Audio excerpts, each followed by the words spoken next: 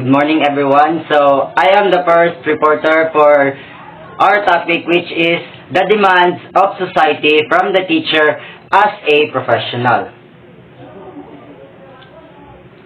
So, here are the learning outcomes for this topic. So, the first learning outcome is discuss the meaning of the teacher as a professional. Second, explain what society demands from the teacher as a professional. And lastly, we have is to explain the professional competence that a teacher should possess. So for the introduction. So teachers have a tremendous power to influence students. Why? So teachers spend at least 6 hours a day, 5 days a week, and 10 months of the school year with students. So practically, considering the 8 hour sleeping time at home, the teachers spend more time with the students than parents. So that's why parents expect too much of teachers. So we all know that our society as a whole expect much from teachers and schools. Often, when the young do not behave as expected, the question raised by parents is that what you are taught in school? So,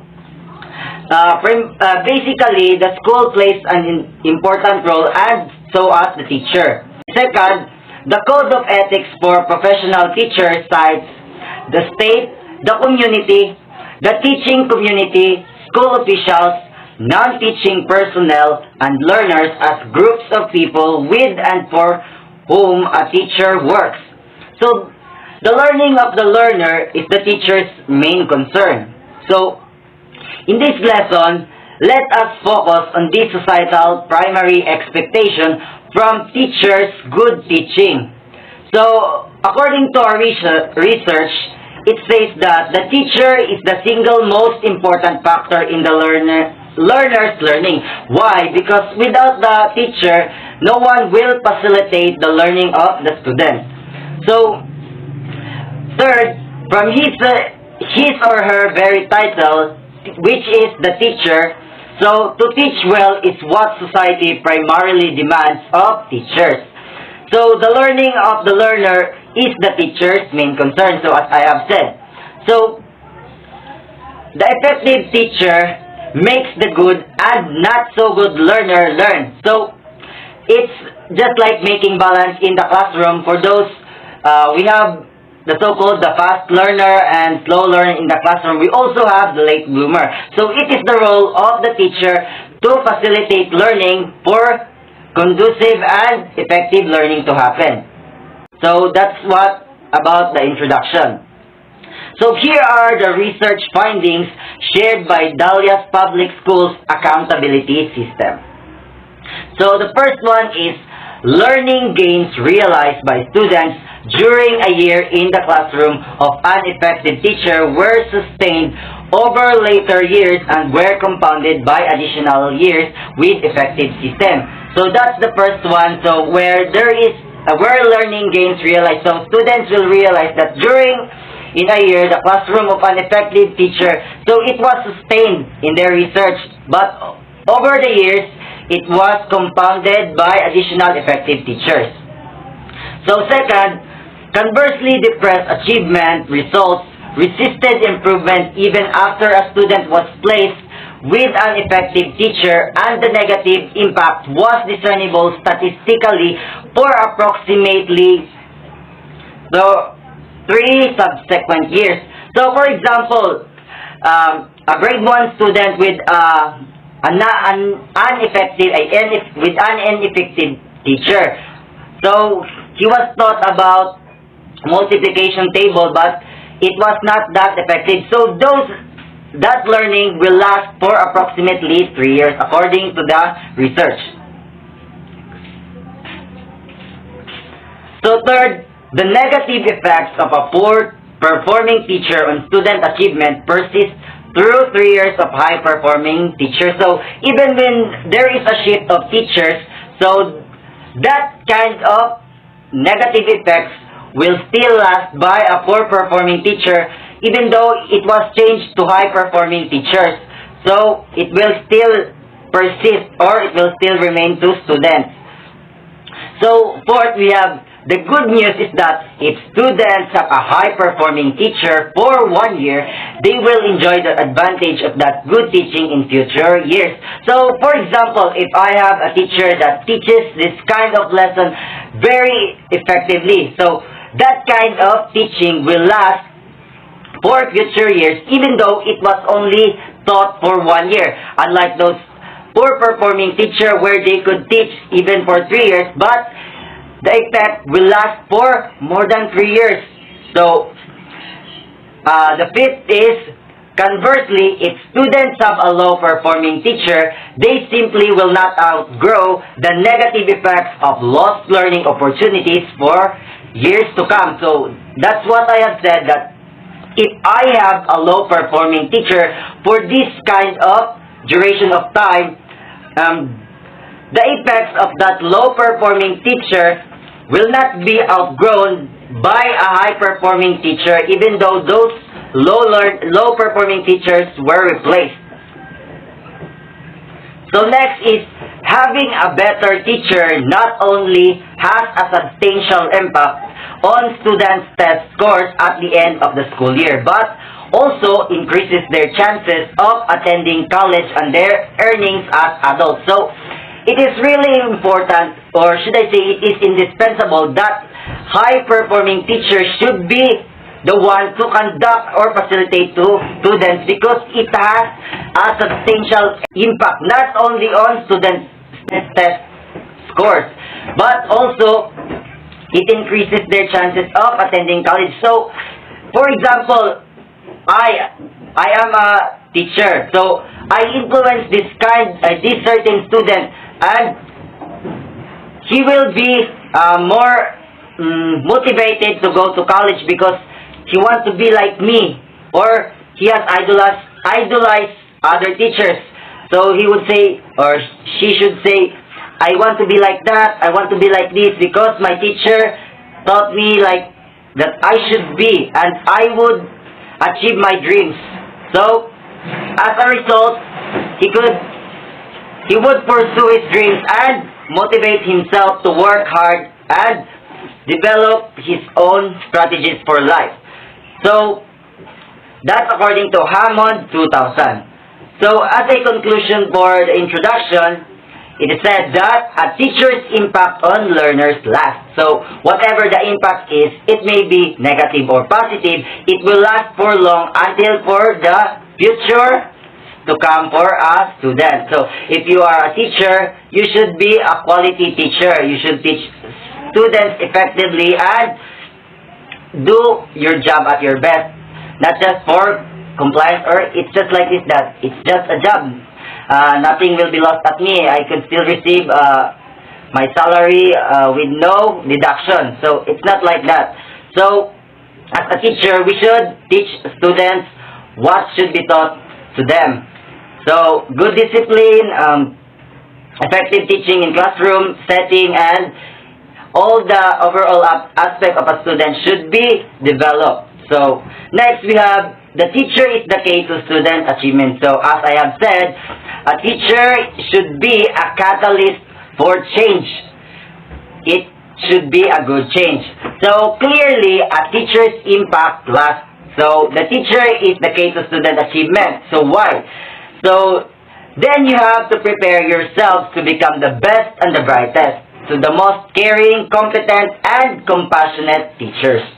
So, the best and the brightest are those that possess the competencies and qualities expected of professional teachers. So, as a future educator like me, I should be a quality teacher with the characteristics that I should have. Good morning, Ma'am, and good morning, classmates. I am Leia Cornell, and this report is in continuation of Ridolosa's report.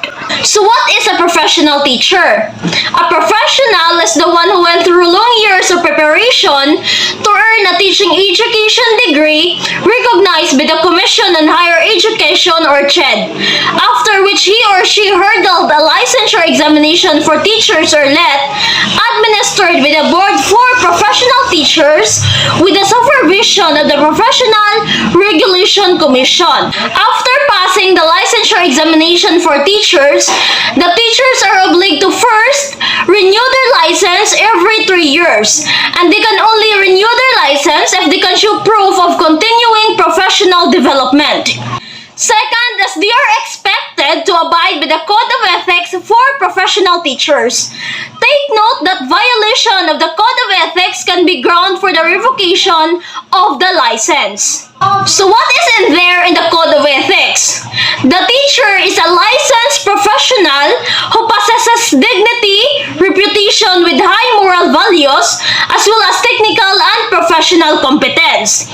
He and she adheres to observe, practice a set of ethical and moral principles, standards, and values.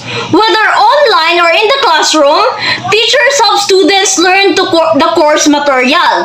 But besides going over subjects like math, science, or reading, educators also help students by teaching them valuable life lessons by setting a positive example.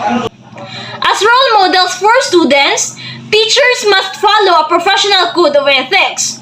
The Code of Ethics for professional teachers spells out the demands of the state, community, higher authorities, and school officials and parents from the teachers.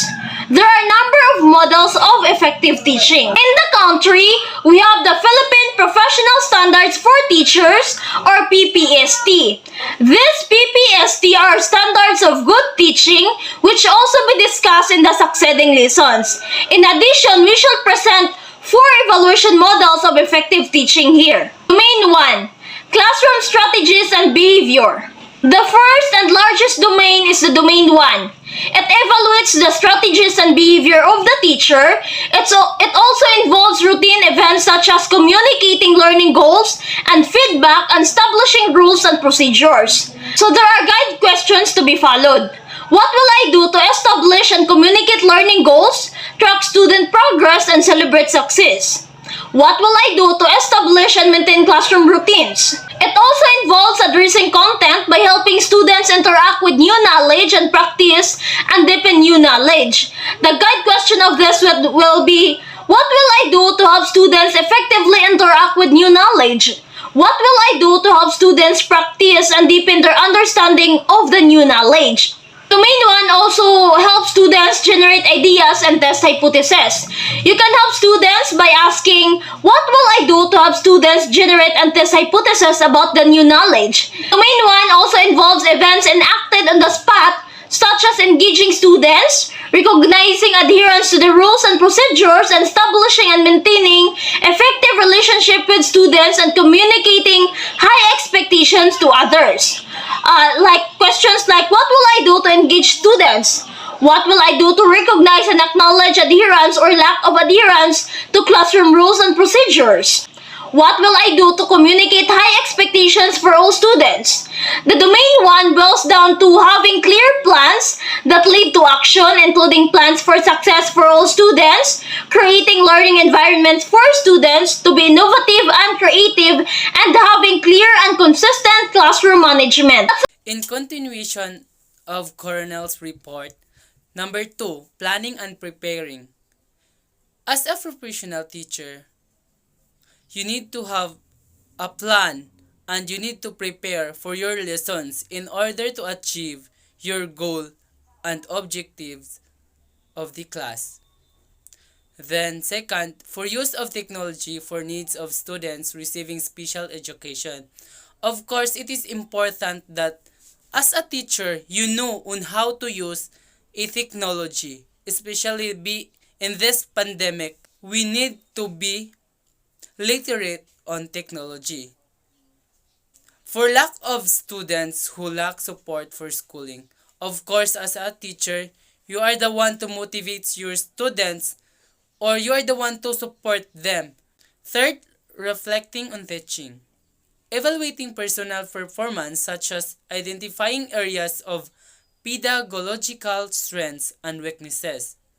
developing, implementing, and monitoring a professional growth plan. Of course, being a teacher, you need to reflect on on what are the possible outcome, or you need to have an evaluation of your performance. Being a teacher, you need to evaluate yourself and also your students in order to know their strengths and weaknesses so that you can adjust what is needed. Number 4, collegiality and professionalism. Promoting positive interactions with colleagues, students, and parents. Of course, as a teacher, you need to interact with the parents, students, and also to your co-teacher in order to promote positivity. Then, seeking mentorship for areas of need or interest. Mentoring other teachers and sharing ideas and strategies.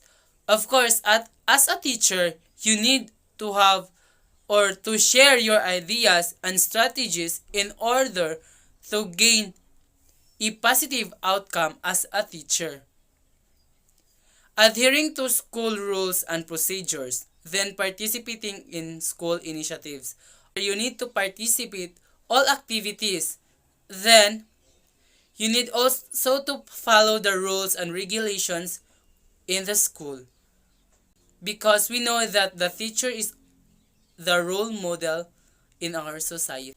Letter B, Charlotte Denelson Framework of Teaching.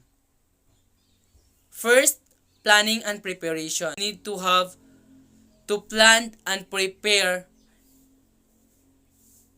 about your lessons in the classroom. Then, second, the classroom environment. In our classroom, or it is what we call our second home, so we need to have a positive impact. That's why we need to clean our environment or our classroom. Then third, instruction. As a teacher, you need to have a clear instruction so that your students can follow and can easily get what you want to say. Number 4, professional responsibilities. As a professional teacher, there are a lot of responsibilities in our shoulders. First, reflecting on teaching. Of course, you need to reflect on what you teach. Then, maintaining an accurate records, communicating with families, participating in the professional community, growing professionally, showing professionalism. Being a professional one, you need to communicate with your students and also to the family. Letter C, James Strong. Teacher Effectiveness Performance Evaluation System, or TEPES. 7 Performance Standard. First, professional knowledge. Being a professional one, you need to be knowledgeable enough so that you can cater all the queries and questions of your students. Second, instructional planning. Of course, making in a lesson plan, you need to attain your goals. Third, instructional delivery. Then of course, after you make a lesson plan, you need to deliver it. You need to teach to the students. Fourth, assessment of or for learning. After the class, you need to assess your students. You need to give quizzes or sometimes essay so that you can assess their learning. Then you can evaluate if they are really understand your topic. Then number 5, the learning environment. You need also to consider the learning environment. Number 6, professionalism. Maintains a commitment to professional ethics, communicates effectively, and takes responsibility for and participates in professional growth that results in enhanced learning. You need to have ethics or good values. Like, if your students asking, then you need to reply it or you need to answer their questions. Number 7, student progress. The work of the teacher results in acceptable, measurable, and appropriate students' academic progress.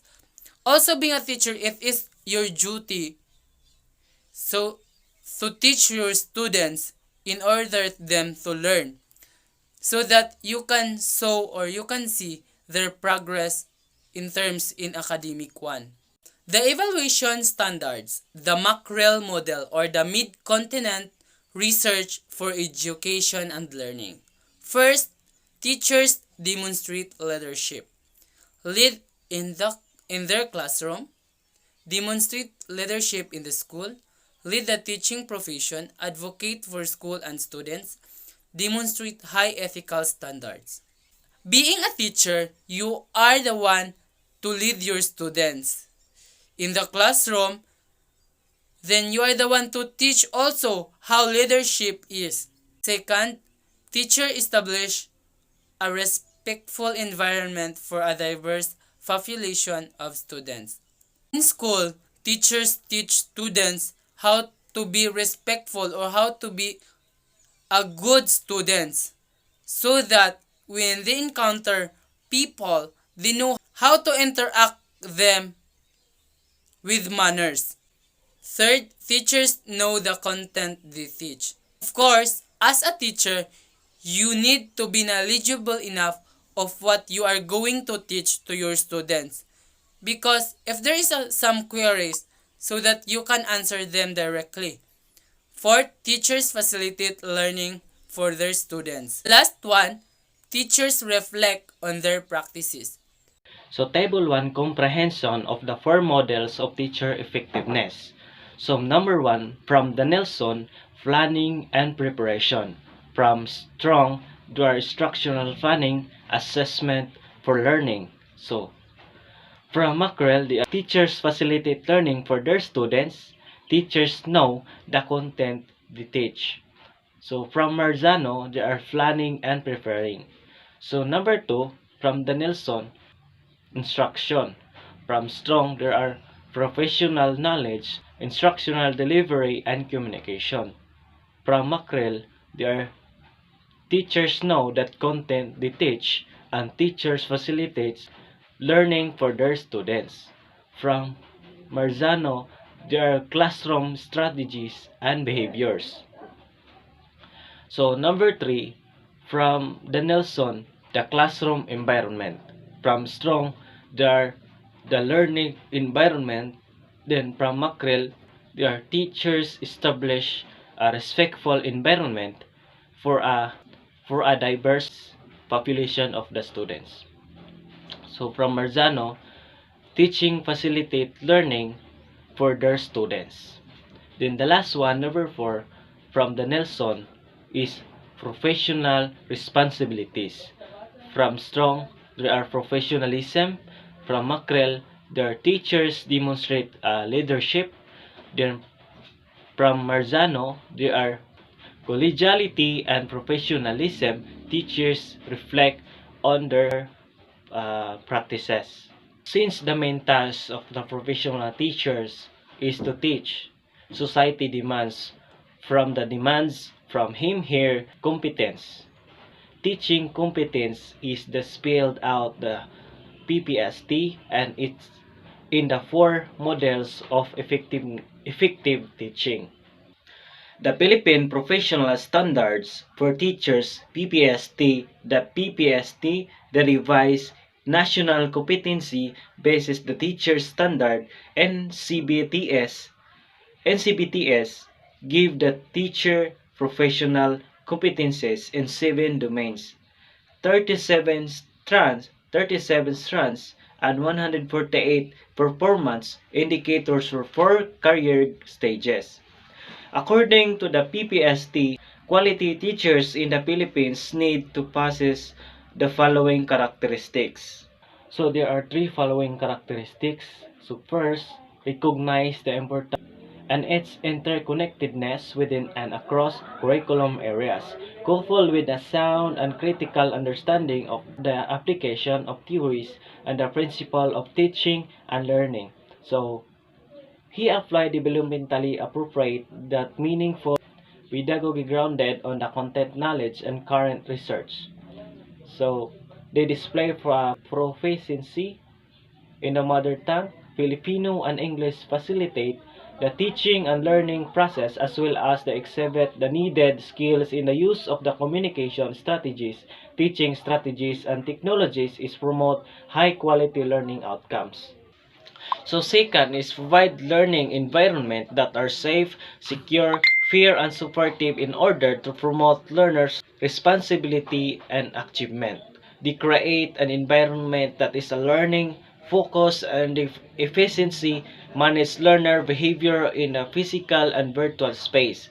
They utilize a range of resources and provide intellectually challenging and simulating activities, encourage constructive classroom instructions geared towards that attainment of the high standard of learning. So number three, the last one is establish learning environments that are responsive to learner diversity. They are respect learners' diverse characteristics and experiences, outputs to the planning and design of learning opportunities. They encourage the celebration of diversity in the classroom and the end of need for teaching practices that are differentiated to encourage all the learners to be successful citizens in a changing local and global environment. The continuation of the Philippine Professional Standard for Teacher or PPST interact with the national and local curriculum requirements. They translate curriculum content into learning activities that are relevant to learners and based on the principle of effective teaching and learning. For the interaction of the national and local curriculum requirements, they apply their professional knowledge to plan and design individually or in collaboration, and well-structured and sequenced lessons that are contextually relevant, responsive to learners' needs, and incorporate a range of teaching and learning resources. They communicate learning goals to support learner participations, understanding, and achievements. Apply a variety of assessment tools and strategies in monitoring, evaluating, and reporting learners' needs, progress, and achievements. They use assessment data in a variety of ways to inform and enhance the teaching and learning process and programs. So, when we apply a variety of assessment tools, they use they provide learners with the necessary feedback about learning outcomes that inform the reporting cycle and enables teachers to select or organize and resound assessment processes. So next is establish school community partnerships aim of enriching the learning environment as well as the community engagement and the educative process. They identify and respond to opportunities that link teaching and learning in the classroom to the experiences, interests, and aspirants of the wider school community and other key stakeholders. So they understand and fulfill their obligations and upholding professional ethics, accountability, and transparency to promote professional and harmonious relationship with learners, parents, schools, and the wider community. Value personal growth and professional development and exhibit high personal regard for the profession by maintaining qualities that uphold the dignity of teaching such as caring attitude, respect, and dignity. So, when they value personal growth and professional development, they value personal and professional reflection and learning to improve their practice. They assume responsibility for personal growth and professional development for lifelong and learning. And the summary of this topic, the Filipino teacher is a professional. This means that he or she demonstrates technical, ethical, and moral competencies as a result of he or she long years of initial professional education which lead him or her to earning of a college, university degree, and passing the licensure examinations.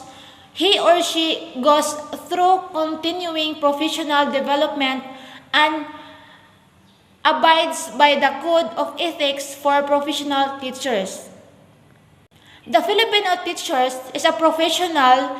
This means that he or she possesses professional competence.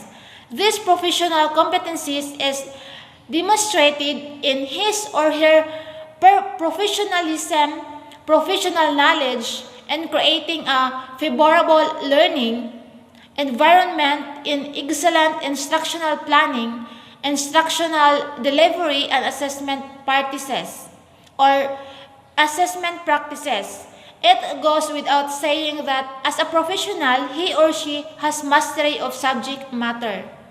Hi everyone, so this is Alimar Lantaya Granada from BSED 3 General Science, and for today's video, let's talk about the 12 characteristics of an effective teachers.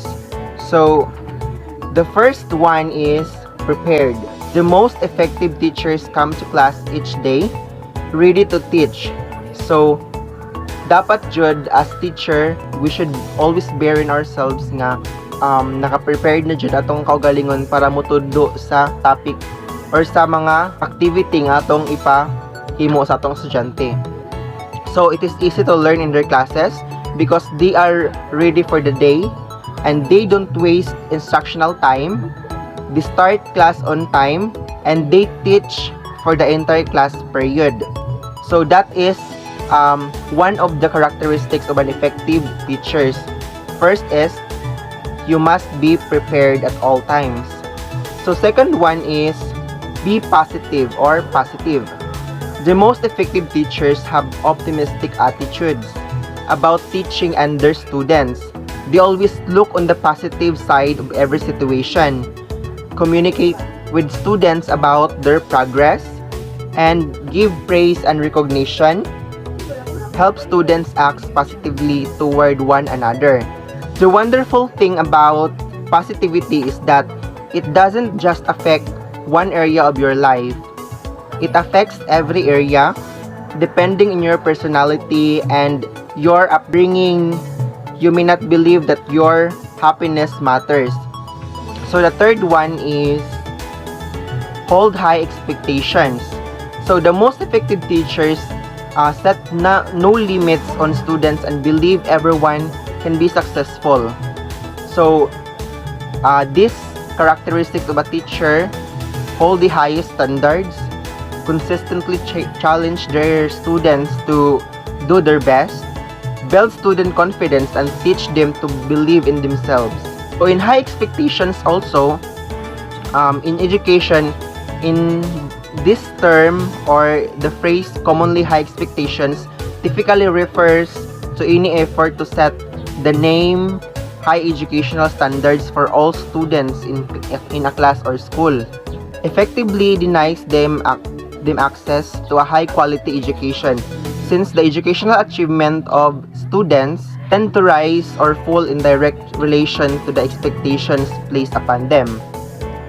In other words, the students who are expected to learn more or perform better generally do so, while those held to lower expectations usually achieve less.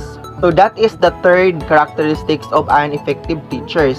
Now let's move to the fourth one. The fourth one is creative. So as a teacher, you must be creative also. The most effective teachers are resourceful and inventive in how they teach their classes, and they also wear a clown suit of the class reaches its academical goal, and agree to participate in a school talent show, and use technology effectively in classrooms. So as we can see from our previous teachers, so they are really creative, especially those intern teachers nga nag-start pa lang. So they are creative. They make their own ways or their own thinking skills in order for us to teach the students very carefully. And aside ana, para pod makasabot pug dali ang mga estudyante. The fifth one is fair. So the most effective teachers handle students and grading fairly. They allow all students equal opportunities and privileges, provide clear requirements, and recognize that fair means giving every student an opportunity to succeed. Understand that not all students learn in the same way and the same rate.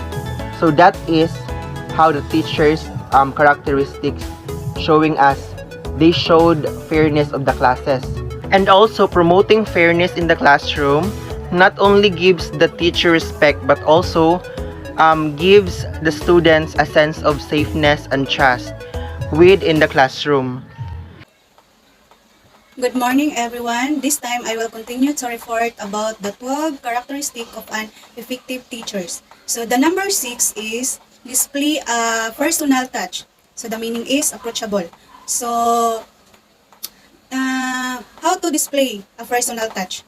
So, para sa kuha is kanang kuan. Kada bitong kanang connect with the students' personality or personally. Nang makikuan ka ba, makikunik ka sa mga students or makighalubilo ka sa imong mga estudyante as a teachers. Ganun. So, like, visit the students or muato ka sa ilahang balay or for instance, they sit with them in the cafeteria, they attend sporting events, then plays and other events outside normal school hours. So, muna siya. So, the number 7 is cultivate a sense of belonging. So, the meaning is have a way to students feel welcome and comfortable in their classroom. So, how to cultivate a sense of belonging as a teacher for your students. So, para sa kuha is as teachers, so makigkuan ka, kanang mangita kag kuan ba, mangita kag way kung paano nimo i-handle o paano nimo i-welcome ang imong mga students sa imong kuan, sa imong classroom. So, like kuan, paano ba mag-handle or mag-welcome sa imong mga students. So, kailangan kuan, need sila ng kuan, kanang how to ma-feel nila ba nga kanang ikaw as a teachers kanang nakiguan jud ka kanang dili bitaw ka stricta nga as nang teacher kanang dili ka lahi para sa ilaha. So ma-feel po na nila kung unsa imong attitude, kung unsa imong batasan kay na mag-uban nga teachers kanang sana kanang abi kay teachers na kanang murag kanang para sa ilaha lahi na ang ilang pagdagad for the students ana ba kailangan ipantay-pantay. So kailangan kanang ikuan siya kanang comfortable ba kanang parehas sa kung unsa imong pagdala sa imong mga kuan sa imong family ikuan pud nimo na kuan imong mga estudyante. So kay kung nga na bitay mga attitude ganahan ang mga estudyante nimo kung buotan ka so buotan pud sila nimo. So like that. So the number 8 is compassionate. Compassionate are concerned about students' personal problems and can relate to them and their problems. So as a teachers kailangan ka kuan kung sa mga problema sa imong mga estudyante, ikaw mo ay numero 1 na mo ay mo hatag og advice or mo concern like kanang ang estudyante ay naku daghan kay problema as in labi na sa mga kuan financial. So ikaw mo ay magkuan so sa mga kuan like mga family problems, so ikaw mo ay mo ay mo advice sa ilaha mo concern sa ilaha because you are teachers. So that's why. And the number 9 is have a sense of humor.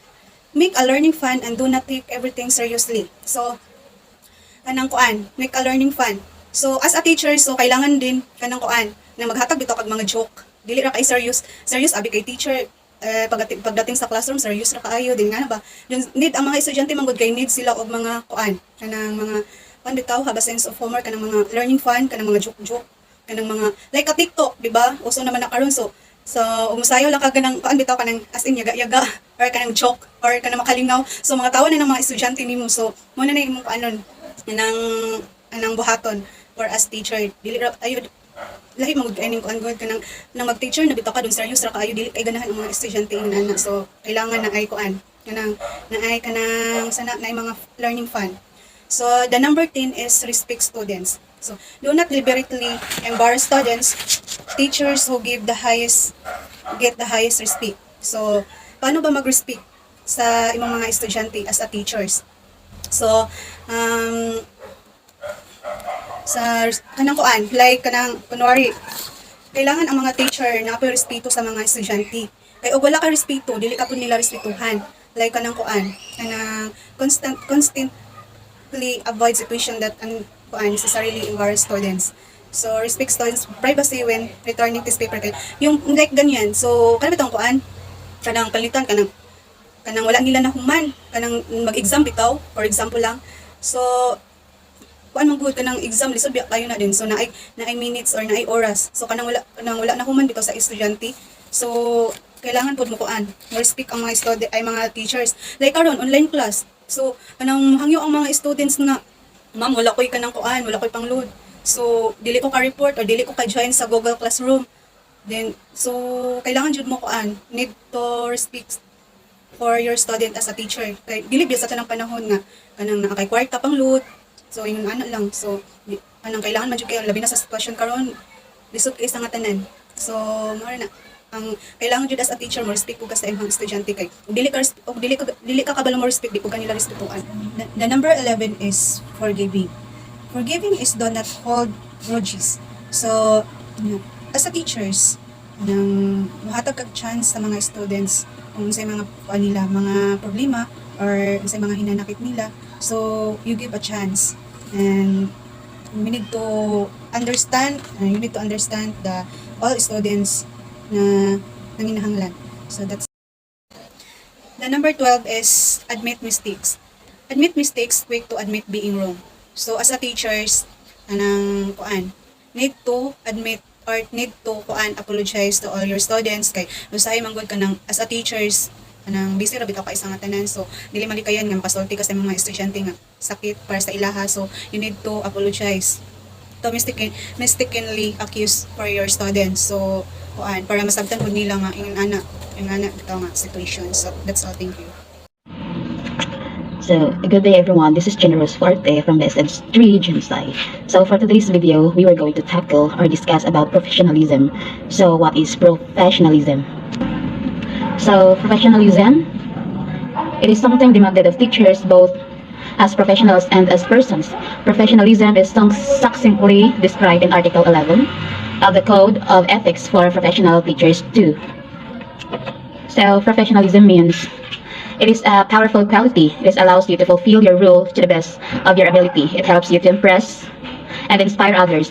And it gives you a deep sense of satisfaction and self-worth. As a professional, you get the job done and done well. Your abilities match the requirements of your role. And you often produce results that exceed expectations, but you never blow on simply for the sake of appearances.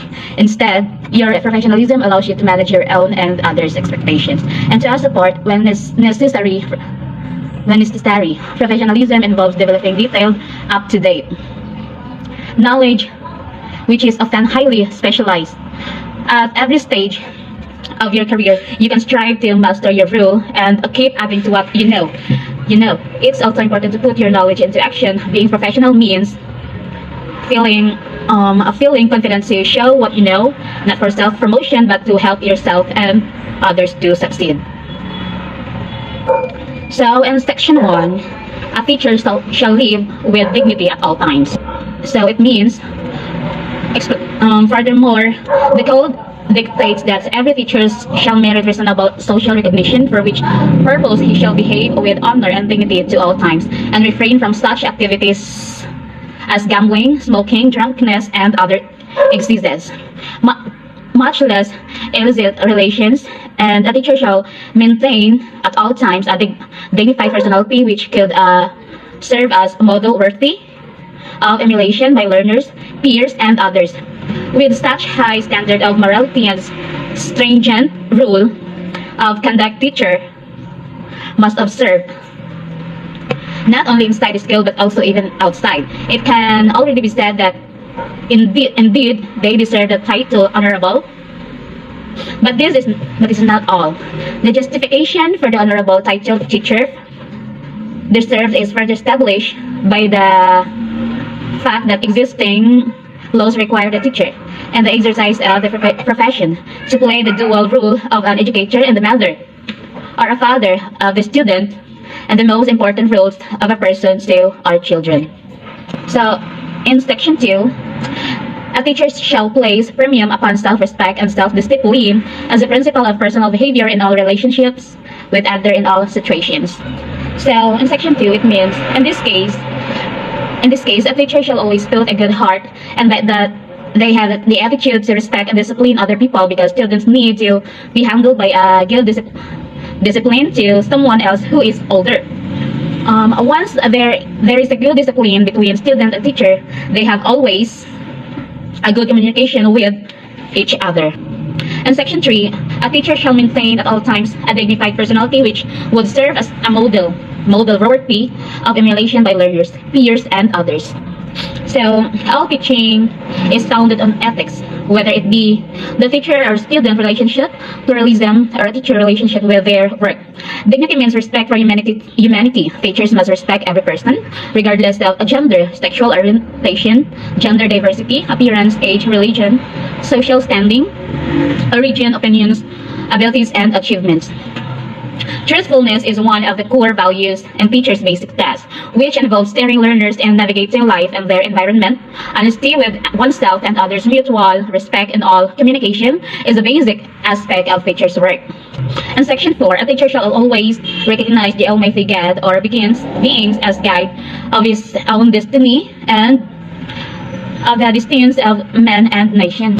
So this means that a teacher shall need a guidance to our Almighty God, because God only knows our future and He already plans for our dreams. I believe that when you have committed God, all your challenges in life will always have a solution, and when there is God by your side, you will not worry to whatever happens in your life, because God is the one who can make your dreams come true. So that's all with our discussion.